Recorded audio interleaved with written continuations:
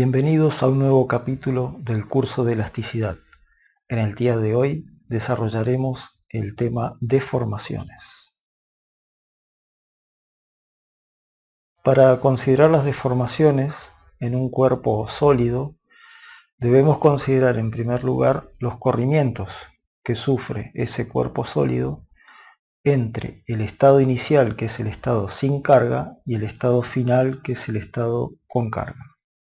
En la figura tenemos el cuerpo en el estado previo, es decir, sin carga, y hemos delimitado una porción interna del sólido de tamaños diferencial de X, diferencial de Y y diferencial de Z.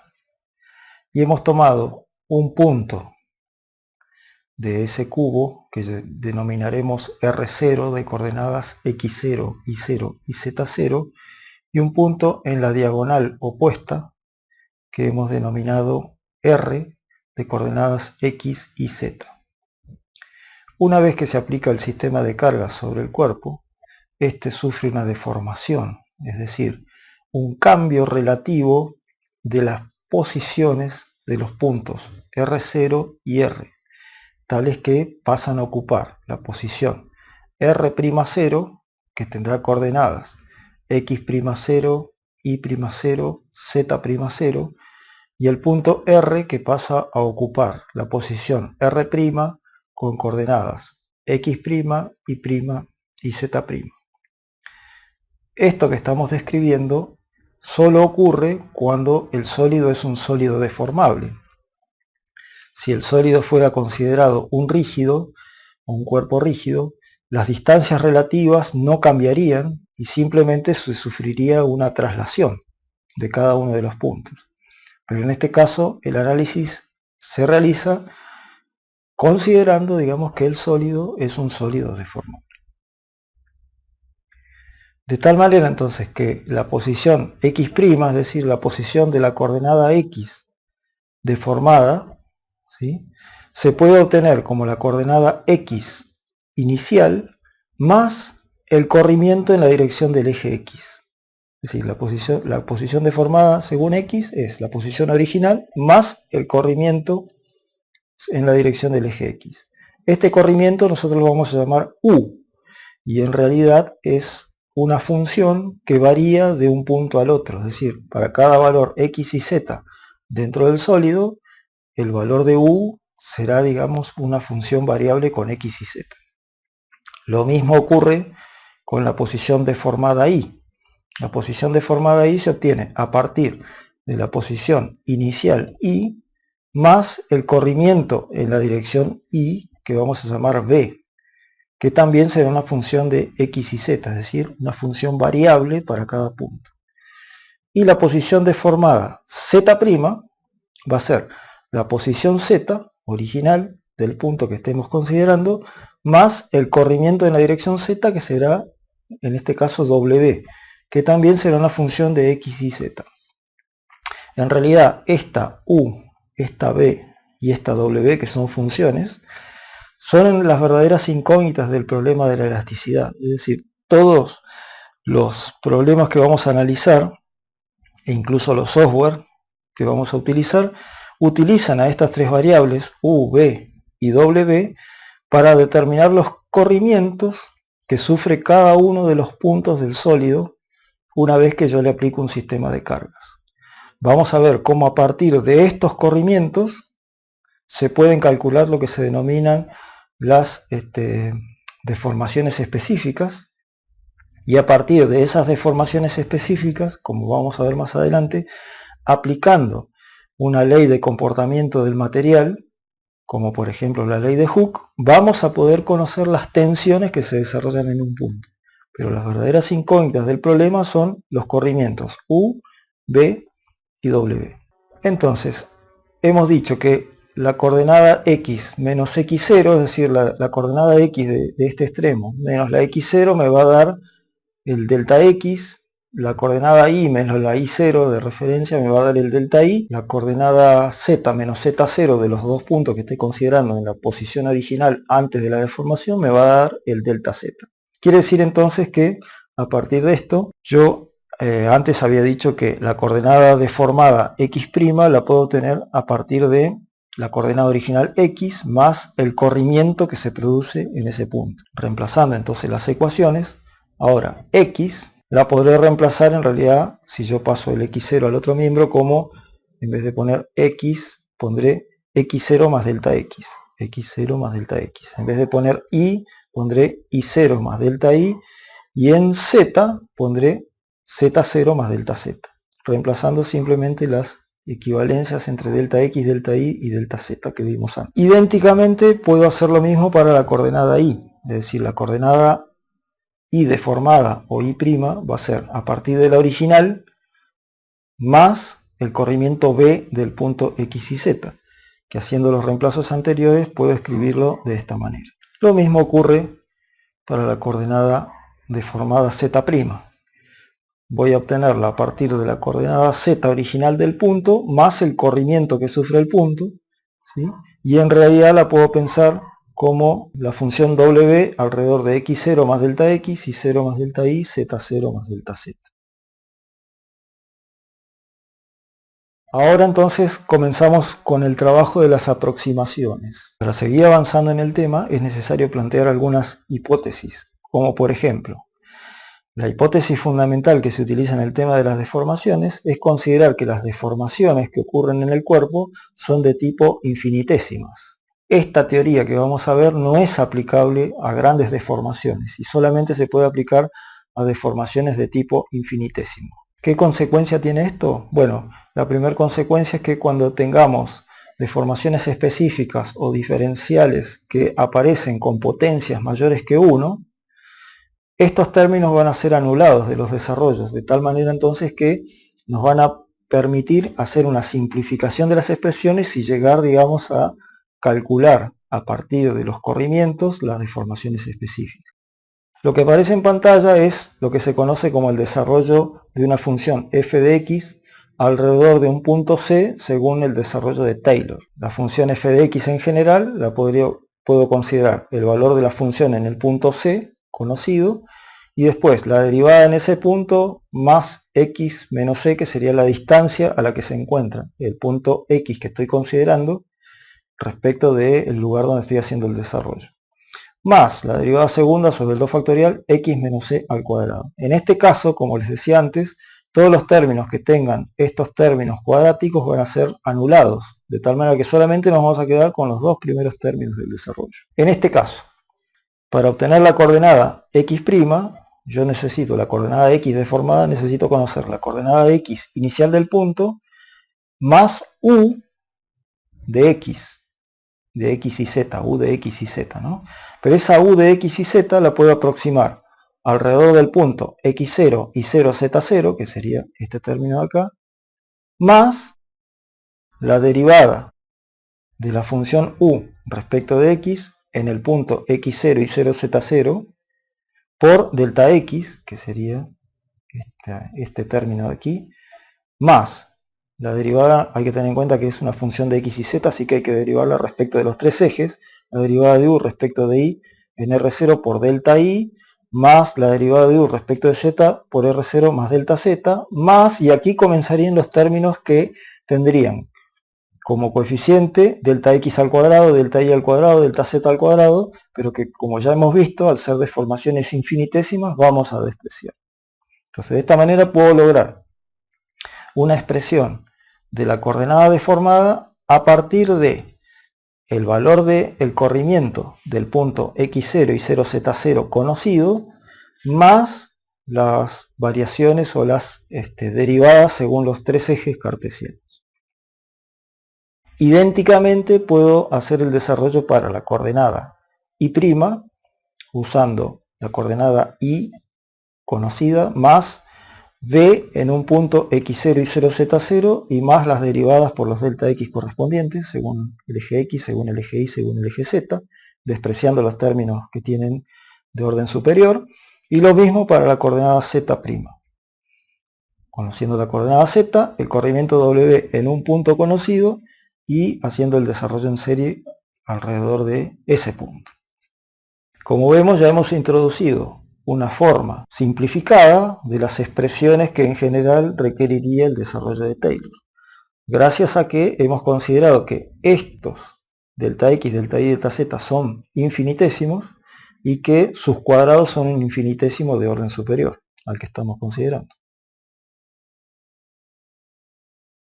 En general, el problema consiste en determinar las deformaciones específicas que sufre el cuerpo, es decir, las deformaciones por unidad de longitud. En este caso, por ejemplo, sería comparar la longitud del segmento R'0, R', que sería la diagonal del cubo deformado, restarle la diagonal del cubo sin deformar, que sería R0R, y dividirla sobre la longitud original que tenía esa diagonal. Es decir, esto es en general el planteo de lo que sería el alargamiento específico del segmento diagonal R0R. Esto sería el tratamiento vectorial, digamos, porque acá tenemos el módulo del vector R'0R' menos el módulo del vector R0R dividido el módulo del vector R0R. En general nosotros en la ingeniería, en vez de usar el tratamiento vectorial, vamos a usar la descomposición cartesiana y vamos a hacer el análisis cartesiano de estas deformaciones específicas. Comenzamos entonces con el análisis de las componentes cartesianas de la deformación unitaria. Aquí tenemos el plano XY, tenemos un elemento rectangular de tamaño diferencial de X, diferencial de Y, antes de la deformación, y tenemos el mismo elemento después de aplicarle un sistema de cargas. Este elemento ha sufrido dos efectos. Tenemos por un lado un efecto en que las longitudes de los lados han cambiado, pero a su vez lo que ha cambiado también es el ángulo, que originalmente aquí era 90 grados y finalmente no es 90 grados. Entonces vamos a ir viendo primero el efecto del cambio de las longitudes. Para hacer ese análisis yo lo primero que tengo que hacer es calcular cuánto mide la longitud final diferencial de X'. El extremo, digamos, de O del rectángulo pasa a ocupar la posición O'. Y esto, digamos, según el eje X, ¿sí?, sufre el punto O, pasa a ocupar la posición O' a través de un corrimiento U de ese punto.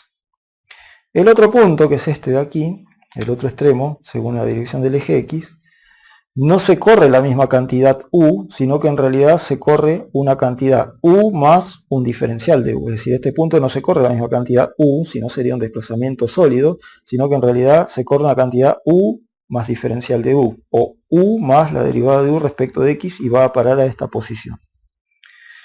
Este diferencial de U puede ser positivo o negativo, o sea, se puede alargar o acortar. Acá está planteado como un alargamiento, en realidad en un sentido positivo. Y en el otro sentido tenemos que el punto, en el sentido vertical, el punto O se corre una cantidad B, mientras que el otro extremo, en el sentido vertical, se corre una cantidad B más diferencial de B, o B más la derivada B respecto de X diferencial de X. Es decir, esto es cómo cambia B a medida que me muevo según el eje X. Cómo cambia B a medida que me muevo según el eje X. Planteando el teorema de Pitágoras, entonces, tengo la componente, ¿cuánto vale la componente esta en el sentido horizontal? Bueno, claramente vale la longitud original, diferencial de X, más lo que se corre un extremo menos lo que se corre el otro extremo. Es decir, tengo diferencial de X más lo que se corre el extremo este, ¿sí?, U más la derivada de U respecto de X, menos lo que se corre el extremo anterior. Esto sería, digamos, el cambio de longitud que sufre en la dirección de X. Este extremo tiene un corrimiento B más la derivada B respecto de X diferencial de X, y el extremo anterior tiene, el extremo O, tiene un corrimiento B, de tal manera que el corrimiento total es este que tenemos acá. La suma de las componentes al cuadrado de la raíz cuadrada, esto es el teorema de Pitágoras, me dan el valor del diferencial de X', que es la longitud esta del segmento diferencial de X una vez deformado. Aquí tenemos la expresión anterior, entonces ahora vamos a hacer las simplificaciones. Este U y este menos U van a desaparecer, y este B y este menos B también. De tal manera que la expresión me queda transformada de esta manera. Lo siguiente que podemos hacer es sacar de factor común diferencial de x al cuadrado de cada uno de estos términos. Y finalmente podemos extraer el diferencial de x fuera de la raíz, dado que lo podemos sacar como factor común de los dos términos, y como está al cuadrado lo puedo sacar fuera de la raíz, y entonces me queda esta expresión del diferencial de x'. Lo siguiente que podemos hacer es el desarrollo de el primer binomio que aparece acá, y me va a quedar, este desarrollo va a ser 1 al cuadrado más el doble producto del primero por el segundo, más el cuadrado del segundo, ¿sí? Y aquí de vuelta aparecen estos términos que están elevados al cuadrado y que de esta manera los voy a considerar que se acercan al valor 0. Los voy a despreciar en el desarrollo. Nuevamente voy a aplicar el criterio de que las deformaciones son infinitesimas, y entonces estos términos no los voy a seguir considerando en el desarrollo. De tal manera entonces que el diferencial de x' lo podré escribir como diferencial de x por la raíz de 1 más 2 la derivada de u respecto de x. Aquí vamos a utilizar ahora un desarrollo en serie de potencias de esta expresión. En general, el desarrollo en serie de potencias de 1 más x elevado a la k tiene la forma 1 más k por x más k por k más 1 sobre 2 factorial x al cuadrado. Lo vamos a aplicar a esto. Aquí tendríamos 1 más 2 derivada de u respecto de x, 1 más 2 derivada de u respecto de x sería k, elevado a la 1 medio, k sería 1 medio, como la expresión que aparece acá. Entonces, diferencial de x' sería diferencial de x por 1 más 2 derivada de u respecto de x a la 1 medio, y acá aplicando la fórmula anterior. Entonces tendríamos diferencial de x como está, el 1 queda como está, más, y ahora sería k por x, sería entonces este exponente por este término, o sea sería 1 medio por 2 derivada de u respecto de x, y finalmente esto, entonces simplificando estos dos, me va a quedar que diferencial de x es 1 más la derivada de u respecto de x. ¿Por qué podemos hacer este desarrollo y lo cortamos acá? Bueno, porque acá el siguiente valor que aparecería estaría multiplicado por la derivada de u respecto de x elevado al cuadrado. Entonces eso me daría, digamos, un término, un infinitésimo de orden superior como el anterior, y ha sido anulado. Es decir, acá cortamos el desarrollo, ni siquiera planteamos este término porque quedaría multiplicado por un infinitésimo de orden superior. De tal manera que de vuelta, la aplicación del criterio de la deformación infinitésima me ha llevado a una expresión simplificada. Esta expresión que hemos simplificado los términos que sobran aquí me va a permitir, ¿sí?, plantear que haciendo las distributivas, introduciendo el diferencial de x, me quedaría diferencial de x más la derivada de u respecto de x diferencial de x. Pasando después el diferencial de x, restando al otro miembro, aparecería este término, y dividiendo por el diferencial de x que me queda multiplicando aquí, aparecería esto. Igual a la derivada de u respecto de x. Y si miramos esto, ¿qué tenemos? Esto es la longitud final del diferencial de x menos la longitud inicial del diferencial de x dividido la longitud inicial del diferencial de x. Esto es lo que nosotros denominamos la deformación específica en la dirección x, y simbólicamente se denota como epsilon x. Idénticamente podría plantear lo mismo para las deformaciones específicas en la dirección y, que sería la derivada de b respecto de i, y epsilon z, que sería la derivada de w respecto de z. De esta manera entonces tenemos relacionadas las deformaciones específicas con los corrimientos u, con el corrimiento b y con el corrimiento w. A continuación vamos a considerar las deformaciones angulares, que están relacionadas con la presencia de tensiones tangenciales en los sólidos y que producen la modificación de los ángulos que originalmente tenían 90 grados. Aquí tenemos una porción de sólido deformado. La variación que se produce, el ángulo alfa, está relacionado con cómo varía el corrimiento B a medida que me muevo según el eje X. Es decir, normalmente lo podría plantear que el ángulo alfa es la derivada de B o la arcotangente de la derivada de B respecto de X, pero al ser estas deformaciones infinitésimas, arcotangente se confunde con el valor del ángulo, o sea que lo podría pensar directamente como la derivada de B respecto de X. Lo mismo que ocurre con el otro ángulo beta. este punto sufre un corrimiento U y está relacionado el cambio angular con la derivada de U respecto de I, es decir, cómo cambia U a medida que me muevo según el eje Y. O sea que este segmento de aquí, al igual que el anterior, es la derivada de U respecto de I, y el ángulo beta lo podría considerar como directamente la derivada de U respecto de I, al ser las deformaciones infinitésimas.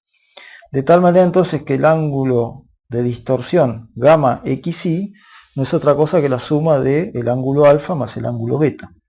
Y escrito en términos de corrimientos, va a ser la derivada de b respecto de x más la derivada de u respecto de y. Este es el ángulo alfa y este es el ángulo beta. Lo mismo se puede plantear en los otros dos ejes coordenados. Gamma xz va a ser la derivada de u, el corrimiento en la dirección del eje x, respecto de z, más el corrimiento en la dirección del eje z, derivado respecto de x. Y el gamma iz va a ser el corrimiento en la dirección del eje y, derivado respecto de z, y el corrimiento del eje z, derivado respecto de y. Así están relacionados los corrimientos con las distorsiones angulares. Vamos entonces a hacer el planteo general de deformaciones, ya conocida la relación que hay entre las deformaciones específicas epsilon y las deformaciones angulares, gamma. Vamos a plantear entonces ahora en general cómo sería el análisis de las deformaciones de un sólido. Como les decía antes, básicamente el análisis parte de considerar cómo un segmento que originalmente tenía una distancia diferencial de L, que vamos acá está simbolizado por el segmento PQ, pasa a tener una distancia diferencial de lambda con coordenadas P', Q' de sus extremos. Y básicamente el epsilon consistirá en analizar cuál es la longitud final respecto de las longitudes iniciales que tenía ese mismo segmento. El punto P originalmente vamos a decir que tiene coordenadas x y z, mientras que el punto Q está respecto del punto P a una distancia según x diferencial de x, según y diferencial de y, según z diferencial de z. Esas serían las coordenadas. El punto P sufre un corrimiento según el eje x de u, según el eje y de b y según el eje z de w. Es decir que de esta manera obtengo las nuevas coordenadas del punto P, que pasa a la posición P'. El punto Q' no tiene el mismo corrimiento que el punto P, porque si no el segmento se trasladaría. Entonces va a tener un corrimiento según x, que va a ser la coordenada original que tenía, que es x más diferencial de x, esta es la coordenada original, pero el corrimiento va a ser u más un diferencial de u. Lo mismo según el eje y según el eje z. Estos diferenciales de u, diferencial de b y diferencial de w tienen que ser distintos de cero, porque si no tendríamos el mismo corrimiento. Los dos extremos sufrirían el mismo corrimiento y no habría una deformación realmente del segmento. Como han visto ustedes en un análisis matemático, el diferencial total de u, recordemos que u es una función de x y z, se obtiene como las derivadas parciales de u respecto de x por diferencial de x, más la derivada parcial de u respecto de y por diferencial de y, más la derivada de u respecto de z por diferencial de z. Lo mismo se le puede aplicar a b, que es una función de x y z, y a w, que es una función de x y z. Entonces tenemos que el segmento original, PQ, elevado al cuadrado, es lo mismo que diferencial de L al cuadrado, y es lo mismo que diferencial de X al cuadrado, más diferencial de Y al cuadrado, más diferencial de Z al cuadrado. Estas son las componentes cartesianas del segmento PQ. El segmento P', Q', es decir, el segmento PQ deformado, elevado al cuadrado, va a ser igual a diferencial de lambda al cuadrado, y va a ser igual a la suma del cuadrado de sus componentes. Es decir, el componente según x es la longitud original más lo que se estiró en el sentido del eje x. Es decir, diferencial de x más diferencial de u al cuadrado. Según y será diferencial de y más diferencial de b al cuadrado, y según z será diferencial de z más diferencial de w al cuadrado. Si comenzamos a hacer estos desarrollos, desarrollamos primero los binomios. Entonces vamos a tener diferencial de lambda al cuadrado igual a el cuadrado al primero, diferencial de x cuadrado, dos veces el producto del primero por el segundo, más el segundo al cuadrado. Y así para los otros términos. ¿sí? Para los otros dos binomios que tenemos aquí. Ahí entonces comenzamos con el desarrollo. Aquí vamos a aplicar de vuelta el criterio de las deformaciones infinitésimas. Entonces, todos los términos donde aparezca diferencial de u al cuadrado, diferencial de b al cuadrado y diferencial de w al cuadrado los vamos a considerar que son nulos, al ser las deformaciones infinitésimas. De tal manera entonces que el diferencial de lambda al cuadrado lo podré escribir de esta manera simplificada. Y entonces tenemos que empezar a introducir ahora las expresiones de diferencial de u que vimos antes, las expresiones de diferencial de b y las expresiones de diferencial de w. Entonces te va a quedar diferencial de x al cuadrado más 2 diferencial de x, y aquí tenemos la expresión de diferencial de u. Más diferencial de y al cuadrado más 2 veces diferencial de y por, y esta es la expresión del diferencial de b. Más diferencial de z al cuadrado más 2 diferencial de z, y aquí tenemos la expresión del diferencial de w. El siguiente paso que vamos a hacer es hacer el desarrollo de las distributivas de las expresiones anteriores. Comenzamos haciendo las distributivas del diferencial de u, hacemos las distributivas del diferencial de b y las distributivas del diferencial de w. La siguiente transformación que vamos a hacer es, una vez hechas las distributivas, vamos a reordenar los términos. Como vemos, dentro de esta expresión empiezan a aparecer términos ya conocidos. Por ejemplo, esto que tenemos aquí, esto es el epsilon x. Esto que tenemos aquí es el epsilon y. Esto que tenemos acá es el epsilon z. Esto es el gamma xy. Esto es el gamma iz. Y este es el gamma xz, de acuerdo a lo que ya hemos visto. Recordando sus expresiones, podría reescribir esta expresión utilizando la simbología que vimos antes. Es decir, diferencial de lambda al cuadrado va a ser igual a diferencial de x al cuadrado más diferencial de y al cuadrado más diferencial de z al cuadrado es diferencial de l al cuadrado. 2 epsilon x diferencial de x al cuadrado, y así siguiendo, reemplazando por todas sus igualdades que vimos antes. Dijimos entonces que el epsilon es la relación entre la variación de la longitud del segmento sobre la longitud original del segmento. En este caso, la longitud final del segmento es diferencial de lambda, la longitud original diferencial de L.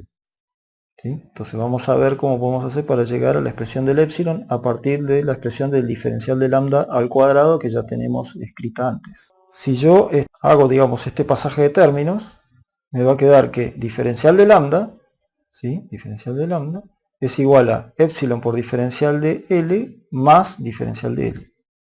O lo que es lo mismo, 1 más epsilon diferencial de L. Entonces, diferencial de lambda al cuadrado será 1 más epsilon al cuadrado por diferencial de L al cuadrado. O lo que es lo mismo, haciendo el desarrollo del binomio, esta expresión que tenemos aquí. Y aquí nuevamente, aplicando el criterio de que las deformaciones infinitésimas son las que van a actuar en el cuerpo, todo este término, digamos, sería un término despreciable. Para tener una idea, podemos hablar de que esto podría ser de 4 milésimas, por decir algo, 4 por 1000. O sea que esto sería un 16 en un millón, digamos, el epsilon al cuadrado. O sea, es realmente un infinitésimo de orden superior. Entonces, de aquí yo podría decir que diferencial de lambda al cuadrado dividido diferencial de L al cuadrado va a ser igual a 1 más 2 epsilon, despreciando el término de epsilon al cuadrado. Entonces, esta expresión ya la conocemos, lo que vamos a hacer es dividirla por el diferencial de L al cuadrado e igualarla a 1 más 2 epsilon. Entonces, diferencial de lambda al cuadrado es esto, la expresión que vimos antes.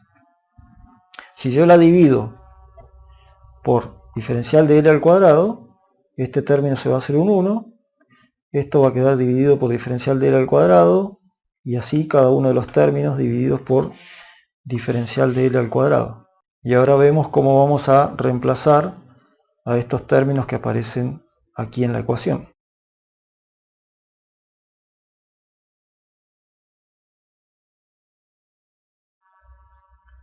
En general, vamos a llamar a L como el coseno de alfa, y no es otra cosa que diferencial de x sobre diferencial de L. Diferencial de L, digamos, es el segmento diagonal. Diferencial de x es la componente en la dirección del eje x, y la puedo obtener haciendo la multiplicación de diferencial de L por el ángulo que forma ese segmento diferencial de L respecto del eje x. De tal manera entonces que voy a llamar al coseno de alfa L, y es el valor de diferencial de x sobre diferencial de L. Idénticamente, el coseno de beta, que es el ángulo que forma diferencial de L con el eje Y, lo voy a poder obtener al diferencial de Y multiplicando diferencial de L por el coseno de beta. De tal manera que el cociente diferencial de Y sobre diferencial de L lo voy a llamar M, que es el coseno de beta, y al cociente diferencial de Z sobre diferencial de L lo voy a llamar N. De tal manera que aquí, por ejemplo, quedaría L al cuadrado. Aquí sería M al cuadrado, aquí sería N al cuadrado. Aquí podría considerar dividir un diferencial de L para este diferencial de X y un diferencial de L para este diferencial de Y. Entonces aquí sería L por M. Y aquí sería M por N. Y aquí sería L por N. Los términos. Entonces la expresión me quedaría de la siguiente manera. Dijimos que diferencial de lambda al cuadrado sobre diferencial de L al cuadrado es igual a 1 más 2 épsilon. Y aquí, reemplazando los valores de los cosenos directores, la expresión que me va a quedar es la siguiente. El último paso que me falta para calcular épsilon es simplemente este término, restarlo del que está en el primer miembro y dividir toda la expresión por 2.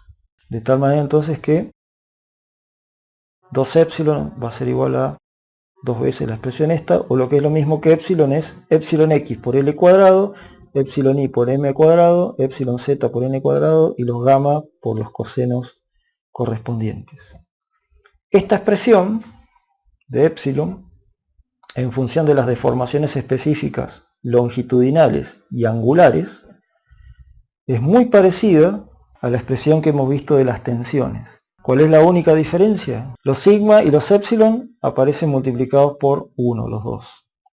Pero aquí en la expresión de las tensiones los tau aparecen multiplicados por 2, mientras que los gamma aparecen multiplicados por 1. Entonces, esa va a ser una diferencia que vamos a ver, sobre todo cuando apliquemos el mismo criterio que hemos aplicado antes para hacer el análisis, ahora ya no de tensiones, sino de deformaciones utilizando círculo de Mohr. En este caso, para hacer el trabajo con el círculo de Mohr, yo voy a tener una representación del círculo de Mohr cuyos ejes van a ser horizontal, va a ser épsilon, pero en vertical va a ser gamma dividido 2. Así como en tensiones el horizontal era sigma y el vertical era tau, aquí el eje vertical va a tener que estar dividido por 2. Ese va a ser el único cambio, pero después se pueden utilizar las deformaciones con el mismo criterio con el que utilizamos las tensiones para calcular el círculo de Mohr. Aquí tenemos el tensor de tensiones, que fue el que vimos antes en su desarrollo completo con sus componentes de tensiones normales y tensiones tangenciales. Aquí tenemos el tensor de deformaciones. El tensor de deformaciones con las deformaciones longitudinales y las deformaciones que corresponden con cada uno de los planos. Como se ve, las tau y las gamma están relacionadas entre sí, pero digamos, a la hora de hacer el trabajo con el círculo de Mohr, vamos a utilizar el eje vertical dividido en la mitad. Y el trabajo se puede hacer exactamente de la misma manera que hicimos con tensiones para determinar las deformaciones principales. Finalmente les quiero hablar un poco de las ecuaciones de compatibilidad. Como hemos visto, tenemos 3 deformaciones específicas longitudinales y 3 deformaciones específicas angulares. Son 6 en total. Pero todas ellas son función solamente de tres variables, u, b y w. Matemáticamente, digamos, y conceptualmente, entonces, estas 6 deformaciones específicas, al depender solamente de tres variables, no pueden ser independientes entre sí. Es decir, tiene que haber alguna combinación entre ellas que las relacione. Es decir, no pueden ser que de estas tres variables surjan 6 variables independientes. De estas tres variables independientes surjan 6 funciones independientes. Entonces, para ver eso, lo que hay que buscar es las relaciones o posibles relaciones a través de las derivadas que hay entre las deformaciones longitudinales y las deformaciones angulares. Esto da origen a lo que se conoce como las ecuaciones de compatibilidad. Ecuaciones de compatibilidad significa que tiene que haber una relación entre las deformaciones, y no puede ser arbitrariamente, no puedo tener arbitrariamente una deformación angular y arbitrariamente cualquier deformación longitudinal. Es decir, tiene que haber una relación entre ellas. Esto lo que permite es encontrar un juego de 6 ecuaciones de compatibilidad, en realidad de las cuales las más usadas son las 3 primeras, las otras 3 no son tan usadas en los desarrollos. Vamos a hacer el análisis de las primeras 3 ecuaciones de compatibilidad. Hemos visto que epsilon x es la derivada de u respecto de x y que epsilon y es la derivada de b respecto de y. Por otro lado, hemos visto que el gamma xy es la derivada de b respecto de x más la derivada de u respecto de y. Entonces, ¿qué ocurre si yo planteo la derivada del gamma xy dos veces, una vez respecto de x y una vez respecto de y? El primer término, derivado una vez respecto de x, me va a dar una derivada segunda de b respecto de x dos veces, y derivada una vez más me va a dar derivada tercera de b respecto de x dos veces respecto de y, que es este término que aparece aquí. Este término, derivado una vez respecto de x y otra vez respecto de y, me va a dar derivada respecto de x, me va a dar derivada segunda de u respecto de x respecto de y. Y una vez más respecto de y me va a dar derivada tercera de u respecto de x respecto de y dos veces, que es este término que aparece aquí. Ahora, si escribimos estas derivadas de manera más conveniente, puedo escribirlo así: derivada segunda respecto de y dos veces de lo que me queda, derivada de u respecto de x, más la derivada segunda respecto de x dos veces de la derivada de b respecto de y. Este término que aparece aquí dentro del paréntesis es epsilon x. Y este término que aparece aquí es epsilon y. De tal manera entonces que la derivada segunda de gamma xy respecto de x respecto de y es igual a la derivada segunda de epsilon x respecto de y dos veces más la derivada segunda del epsilon y respecto de x dos veces.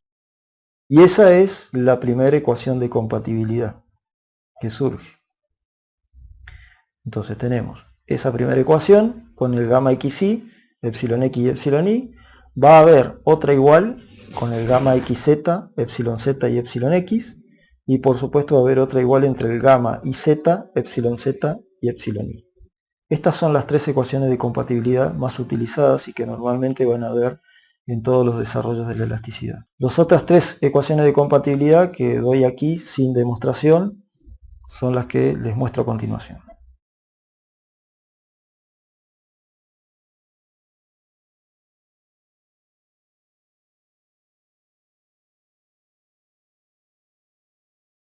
De esta manera damos por finalizado el desarrollo del tema.